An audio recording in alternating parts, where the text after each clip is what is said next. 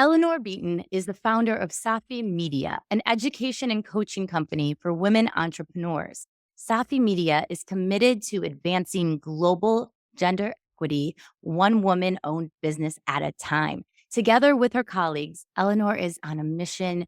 She's here to double the number of women entrepreneurs who scale past 1 million in revenue by 2030. Eleanor hosts the Power Plus Presence Plus Position podcast, a top ranked podcast for female founders with over 1.5 million downloads to date. The former chair of the Visiting Women's Executive Exchange program at the Yale School of Management, Eleanor has been featured in publications including The Globe and Mail, The Atlantic, CBC, Chatelaine, and more. Eleanor, it's a pleasure to have you today. First off, how are you feeling? You know what? I am feeling great. I instituted a bit of a difference in terms of how I schedule my days. So now I am having me time from 9 a.m. to 11 a.m. Oh, that's amazing. Wow. Right in like the heart of productive time, I'm making it about me, and it's a little experiment. And so I'm just feeling highly energized, energized. That's awesome. So what kind of activities or things do you do for yourself during that time? Yeah. So it's interesting. When I first started this experiment, it was all about like constructive journaling, writing for my future self, all the things that we're supposed to do. But now I've moved on to things like sketching, flower arranging, taking way too long to drink 1 cup of coffee, sitting on my deck and just being in the sun. It's weird. It's just allowing myself time to be with myself has been really powerful. And it's so interesting how that shapes the rest of my day, like how it brings this level of prioritization, how it changes how I show up being a person who puts myself first. It's been a huge struggle for me in my life to do this, to be able to have time without feeling the need to be productive. So Right. yeah, it's been pretty powerful. So in the past, what would you say were some habitual activities you would do to kind of keep yourself busy with work throughout the day? Oh, yeah. Well, so I would often, the first thing that I would do is just take a look at my priorities. I would always make a list and still struggle with this, by the way. This is a recovery in progress that we're discussing, that we're dissecting in real time.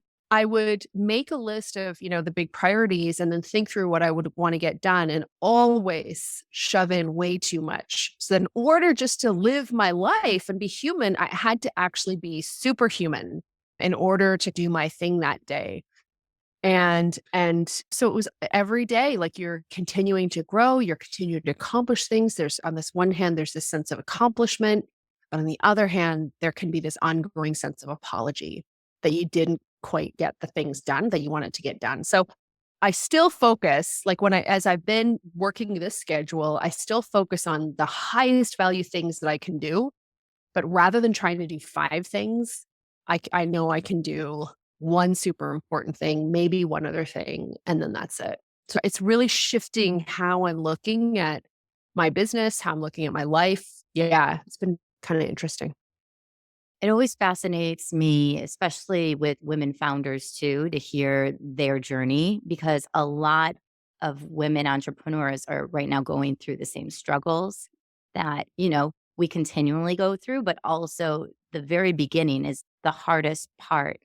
What would you advise or recommend to women entrepreneurs that are feeling they have to get their to-do list all done in one day because they have their other job, their corporate job, or maybe they are trying to take their kids to school and then they're trying to fit in a meal? What would you recommend for those perfectionist mentality women entrepreneurs out there? Oh, yeah. Well, I have actually kind of a fun tool that I had to use. So as I've kind of gone through and walked in those shoes and continue to walk in those shoes, like I'm in that group, right? Even while my business is more mature at this point, I still, can completely relate to that. And I think the big thing is there's the thing that makes it hard. So getting some of the work done. And even yesterday, I was working on a project and it was like apply base of pants to seat of chair and press firmly, you know, and let it stick for 90 minutes to get this puppy done. And nothing was going to help me. I had to help myself through it by getting the thing done, by taking on the hard and just doing it for a little bit of time. And so sometimes it is about doing the hard thing and just kind of sucking it up and doing it. There's no question. We all know this, and that part is true. But I think there's this other part, and it's that expectation that you were just talking about of that perfectionism, that we've got to do all the things, that if we didn't do all the things, we're somehow a failure, that maybe other people are somehow able to do all the things and we're not. We've got this weird deficiency that other people don't have. And I can remember I had this experience where I was at that phase, had a lot going on, was doing my damned best to deal with it all. And I overlooked something. I actually overlooked someone. She was a client in one of my programs. I overlooked her and didn't make time for her. And she didn't have a good experience. Like this was, back in the day. And it always bothered me. And I really tried to deal with it as well as I could at the time. But I was thinking back on it and I was processing this recently. And someone said, "What do you need to forgive yourself for?" And the first thing that came out of my mouth was for being human. Mm.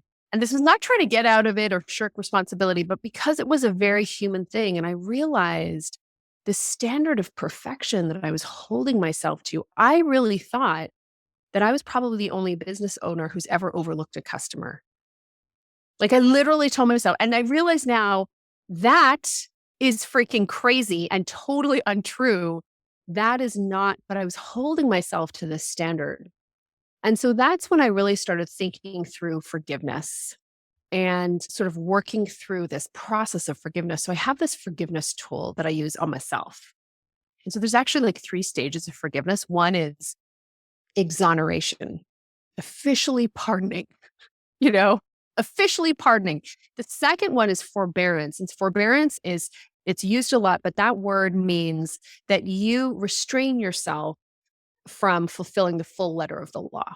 Mm. It's leniency. You know what? No further action, no further action will be pursued against you. And then the final piece is release. And so I write forgiveness letters. So I wrote a forgiveness letter to myself for being human. I exonerated myself. I expressed forbearance that no further action was going to be taken or applied because of my human nature, and then released. And it's a really powerful tool, I think, when we have these little ceremonies. So a lot of times we're trying to time manage our way out of being human. We're trying to positively affirm our way out of being human. But Mhm. sometimes it's just this idea of, can you forgive yourself for being human? Can you allow that supportive energy around you? Can you release all of these things? Like, can you forgive yourself of these quote unquote rules that you broke? Can you give yourself a break? You're not going to pursue further action. And can you release? And when you lead, what I have found is when I kind of live and lead from that place, there's joy in my work. Yeah. Mhm. Rather than relief that at least I got that thing done. Yeah. You know what I'm talking about, right? One Like it's, oh, 100%. Yep. Yep. I've been a fitness business owner for a good 12 years.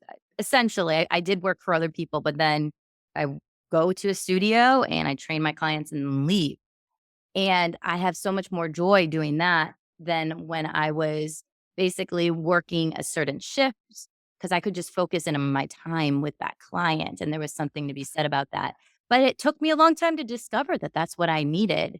And yeah. then I realized that other trainers had these same problems and other health coaches. And so, hence why this podcast also got developed because people needed to find ways to forgive themselves and find a way to release that energy into something that actually brings them joy. So, I'm really excited. I know also that my corporate listeners will love this as well because they hold so much, into Yeah. projects that they've done and that didn't go well, and then what does their boss think? So, I love this concept of so it was again, can you repeat? It was Yeah. what was before Exonerate. forgiving? Yeah. Exonerate? So the whole so number one is exonerate, which means you officially pardon yourself. Yeah. And I say like write a letter, like make it official. Yeah. Yeah.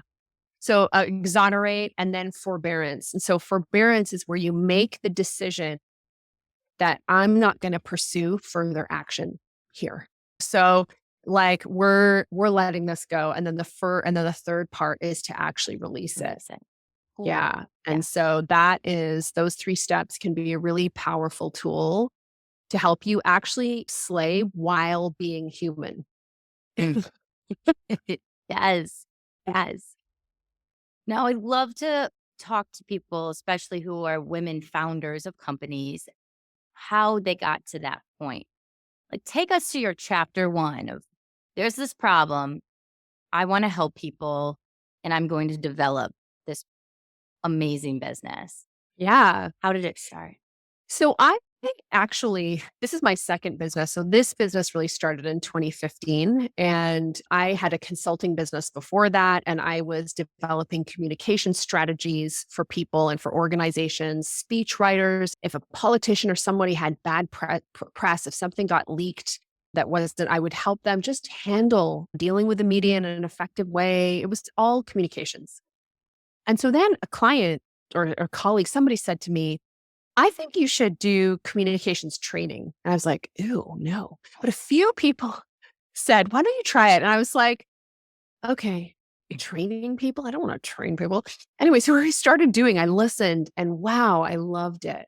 Mhm. And so then I was doing these communications programs. And that's when all these women started coming to me in my programs and saying, so I would like go into companies and do this. We would do like programs that were like a month long and I'd go there one day a week and train their people. And so the women were coming and they were saying, do you do one-on-one coaching?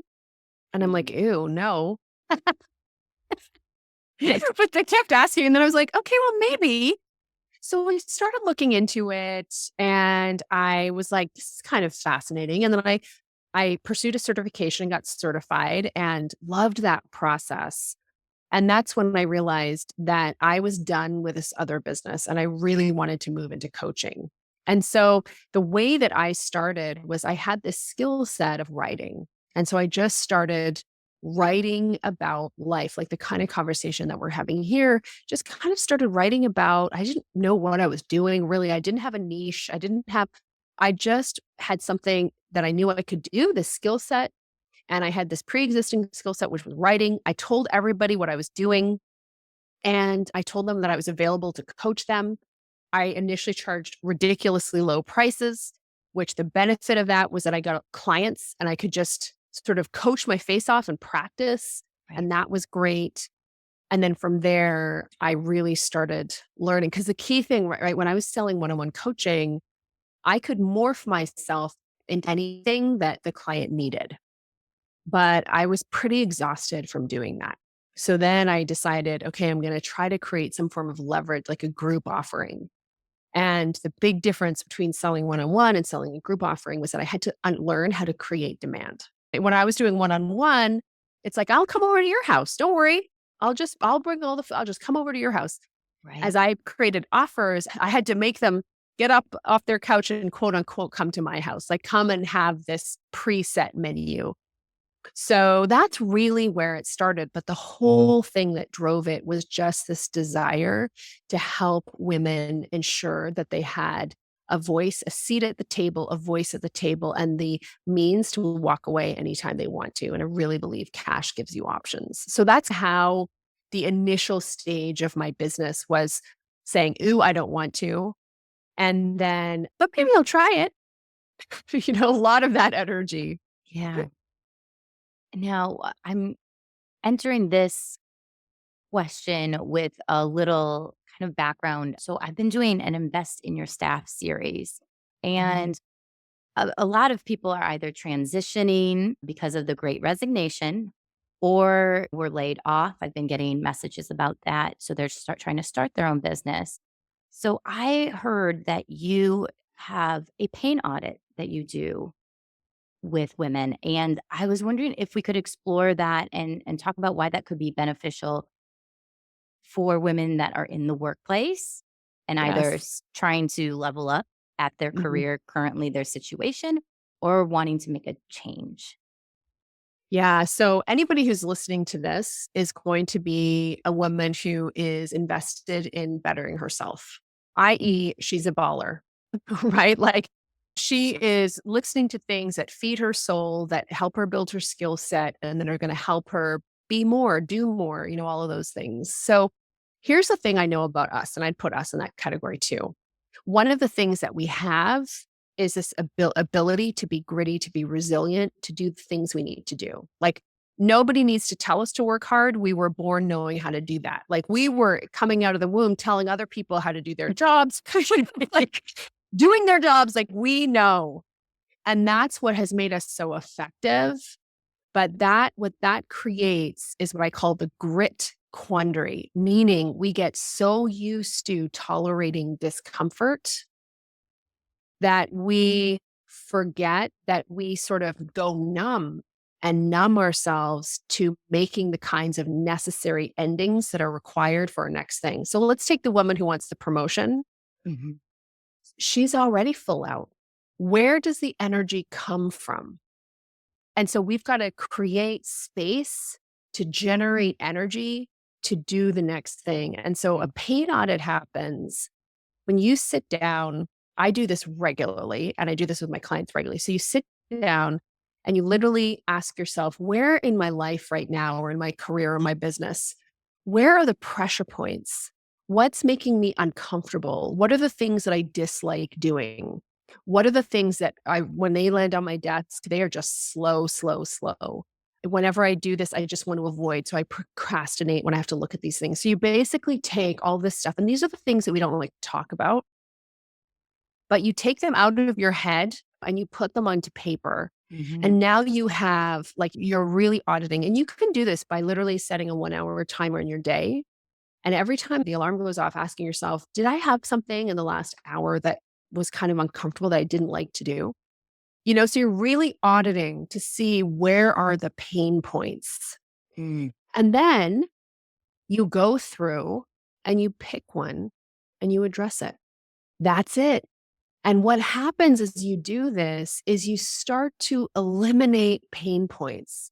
It's like, imagine that there was this block in a stream because there were all this junk got kind of in there.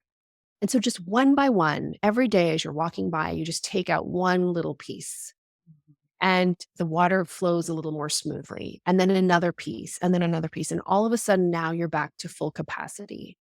And when you have this energy, now you're able to really grow. Because the big challenge, right, is people don't grow into pain.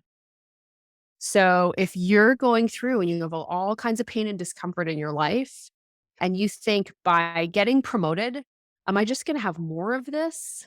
By growing my business, am I just going to have more pain? So we have to eliminate that pain to free up the energy and the drive to create and take that next step. That's the pain audit. It's really powerful. That's beautiful. Yeah, I could see that working for several people that are close to me and actually some of my clients. Really great tool. So, when you have worked on this with people in the past, what have you seen? What have the results been? Yeah. So a couple of things. Usually they'll start with like little things. You know what I mean? Like, oh, and sometimes that's fair too. Like sometimes it's like, you know what? My desk is a pigsty. Like I need to, I don't actually like sitting here. So I'm going to clean. So sometimes it's like physical decluttering, clearing up. Yeah. But generally what happens is it's going to be a necessary ending to a few things. So generally some relationships, client relationships. So often they're trimming their client list.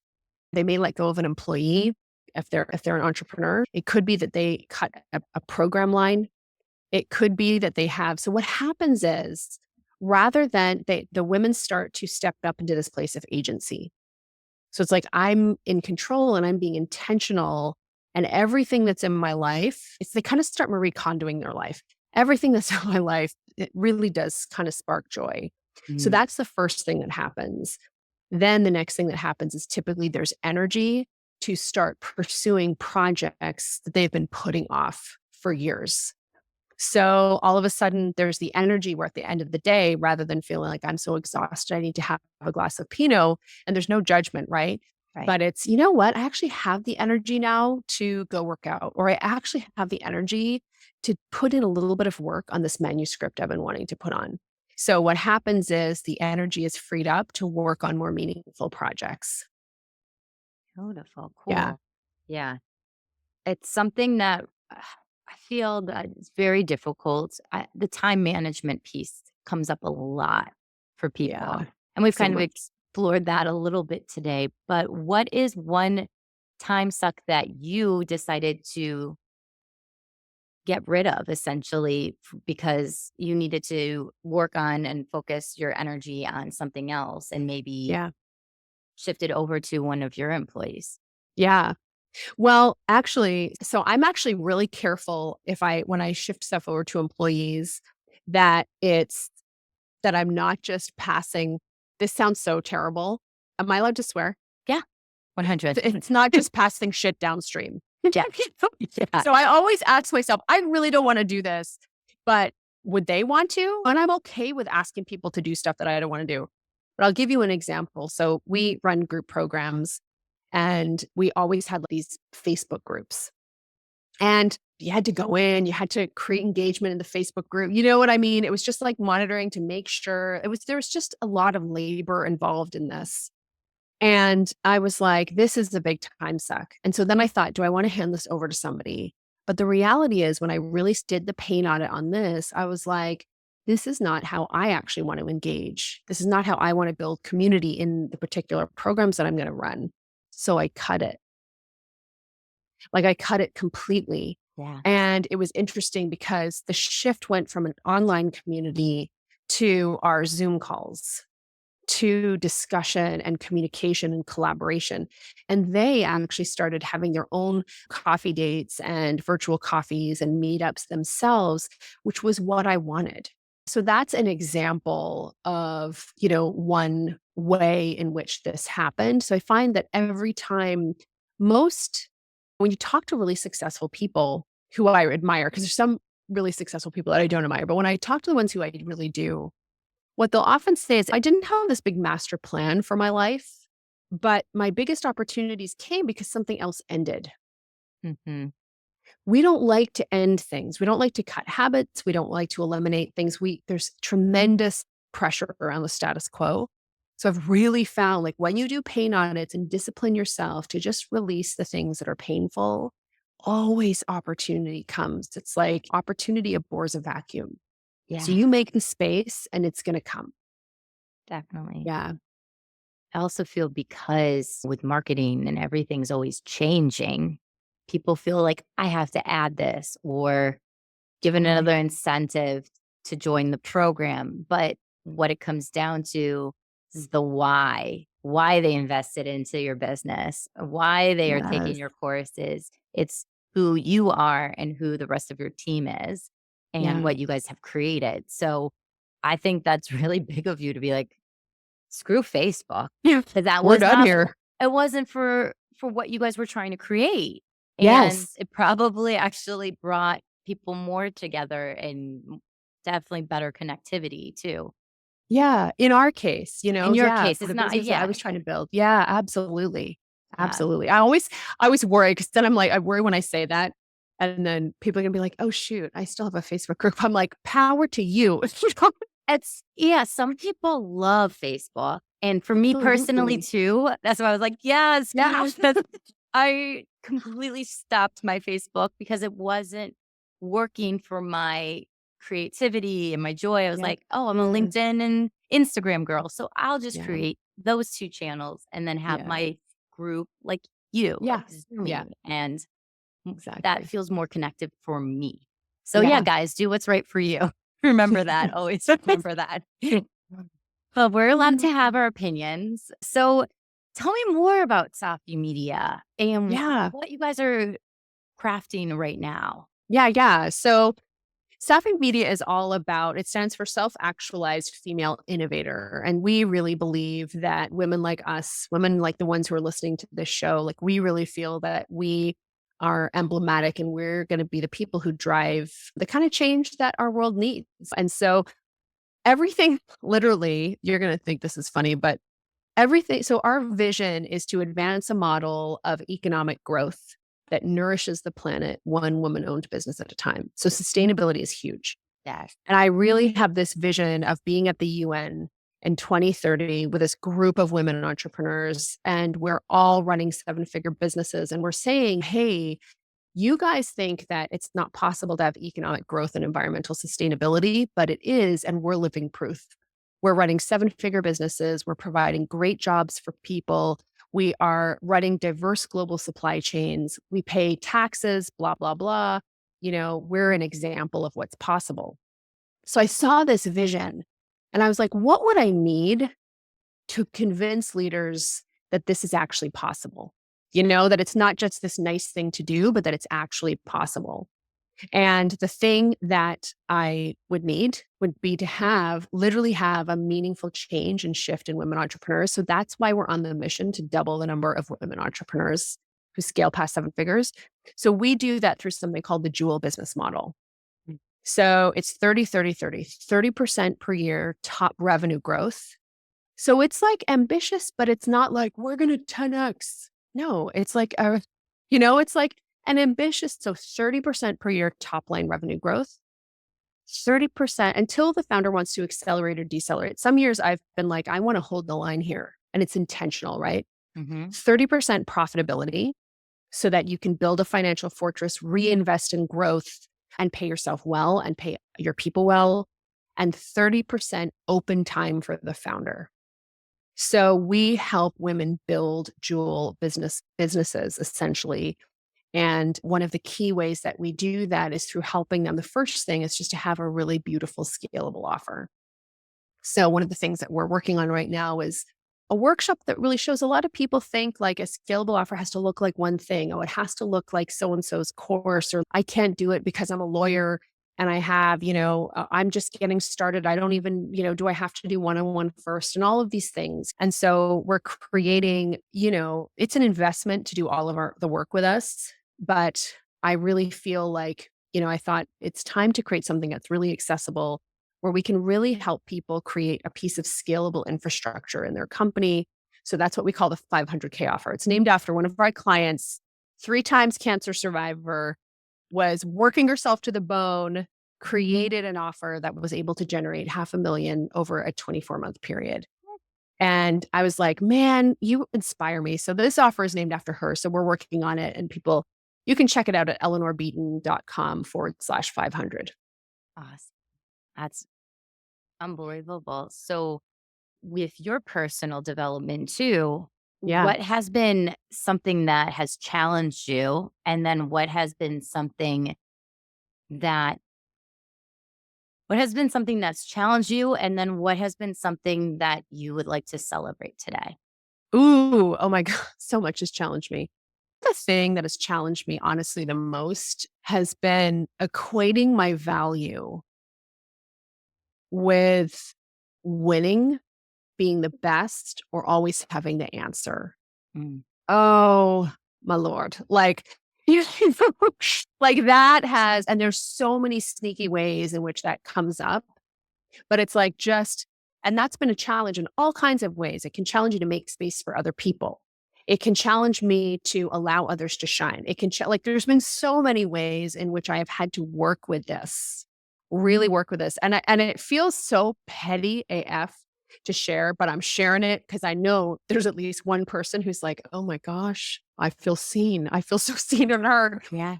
But for those of us who are competitive and were raised to compete, who were raised in a place that really valued accomplishment, sometimes this is the thing that can happen, that you're only as good as your last win and that you have to win in order to be worthy.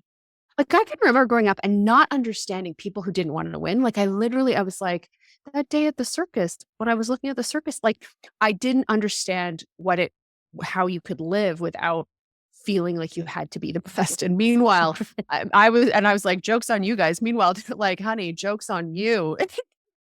Now that's been something that working through that has been one of the most powerful healing things for my life and also my business. Mm. Yeah. And what's one thing you'd like to celebrate today? Oh, okay. So one thing I'd like to celebrate today is actually, interestingly, working through that is what really allowed me to create strong, non-competitive friendships with other women. Like I really really working through that and really not being afraid to celebrate, to uplift, to promote what other people are doing. And it's so weird because I was always a feminist, but I always had this thing that was holding me back from really doing the work I was here to do. So one thing I'm going to celebrate is today we had this fantastic roundtable. So I brought together three women. We all sort of promoted this conversation. It was about building community and had this wonderful, joyous conversation. It was just awesome. Like four of us just talking about our like real raw experiences, building and leading communities, offering people insight that I think would have been meaningful when we were first getting started building communities. And it was just so much fun. It was so joyful to create a space like that. So I guess I'm going to celebrate myself for doing the work and then Oh, for what that has allowed. Yeah. What a great question. thank you. I've Oh my got it. gosh, your questions are the best. Thank you Y'all so are lucky that you found her on this Thank you. podcast. You know what I mean? Yeah. Like what powerful questions and conversation. I appreciate that. That means a lot. I have got one more left for you. This one though always No trips pressure. no pressure. This one always trips people up. It's just especially because of my podcast. It's called Stress Free Solutions. So here you go. Yeah. How has stress saved your life? Ooh.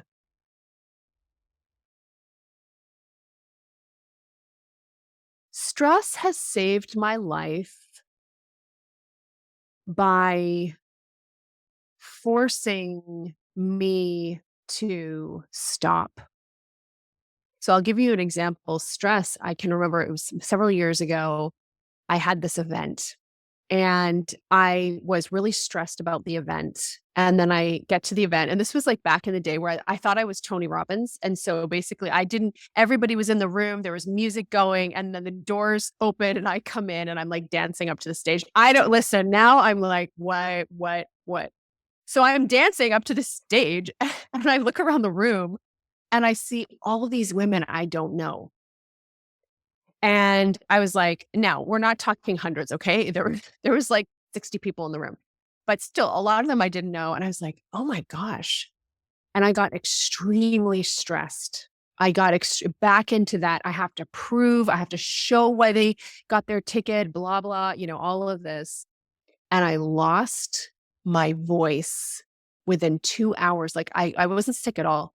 I couldn't speak. And that was stress shutting me down. And it saved my life because when that happens, like they paid a lot of money to get there. We were like in the boonies in Ontario, Canada at this retreat center. And the leader loses her voice. So it stopped me in my tracks. I couldn't speak. Stress shut my body down as it can. And in that silence, the message was until you heal the part of yourself that feels that she has to prove herself and be perfect, you won't be able to speak. Like, I'm going to take your voice away until, like, you need to listen up now, girl. And it saved my life because I think it really forced me I didn't know I was out of integrity. I didn't realize I was living that way. I just thought that was my normal, right? Mm. And so stress saved me by giving me the silence and the ability to really tap in. Hey, what's going on? Why did you lose your voice? And I knew it. It wasn't a physical. Like I had voice coaches, and they were like, "There's no physical reason for you not to have a voice." I was like, "Yes, but there's a lot of other reasons." So it saved Exactly. my life. Yeah. Mhm. Wow. That's really powerful. And I know a lot of people are going to be able to connect with your story, and I want them to be able to connect with you. So how do they reach out? Ooh, so Instagram, Eleanor Beaton. That's a great place to go. And my podcast, Power Presence Position, if you're a podcast listener.